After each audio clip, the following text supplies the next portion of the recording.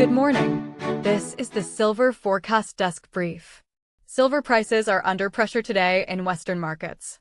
But the more important story is where silver is not breaking and what that tells us about the system right now. Because while Western paper prices collapsed, Shanghai did not confirm a silver failure. What is moving silver today?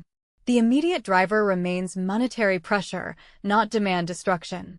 Markets reacted sharply to Federal Reserve headlines, initially pricing in a more hawkish policy outlook. That reaction pushed silver lower fast and mechanically. Since then, reassessment has begun. Kevin Walsh is widely viewed as more dovish than the market's first interpretation, and that has introduced a tug-of-war in expectations. This back and forth is what's driving volatility. But volatility alone does not equal resolution. What Shanghai is saying, this is the signal. Here is where the story diverges. As of this morning, Shanghai spot silver, $102 per ounce. Western spot silver, $74 per ounce. Shanghai premium, $28 per ounce, roughly 38%. That premium did not collapse.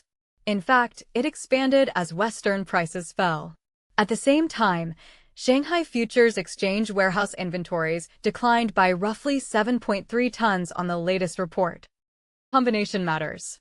If silver were actually failing, physical demand would step away. Inventories would rebuild. Premiums would compress. None of those things happened. Shanghai absorbed the volatility, it did not reject the metal. What this means in plain English: Western markets experienced forced selling. Leverage unwound. Stops were triggered. Paper prices moved faster than physical markets could respond. That is not a demand signal. That is a liquidity event. Physical silver doesn't move on panic. It moves on availability. And availability remains tight. Futures versus spot, still no relief. Shanghai futures remain elevated relative to spot. That tells us something important. The market does not expect supply pressure to ease forward. In a true reset, futures flatten, inventories stabilize, and premiums fade. We are not seeing that. This is instability, not balance. What did not change? Let's be clear about what stayed intact. Comex inventories did not rebuild. Shanghai inventories continued to draw. The Shanghai premium remained extreme. Industrial demand, solar, EVs, defense, did not disappear. Mining supply did not suddenly improve. That is not a system healing. That is pressure still moving through it.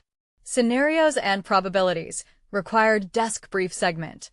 Here is how we're framing today. Choppy pressure with no resolution, 50%. Volatility persists as policy expectations swing. Stabilization and countermove higher, 35%. Pressure eases temporarily without structural relief.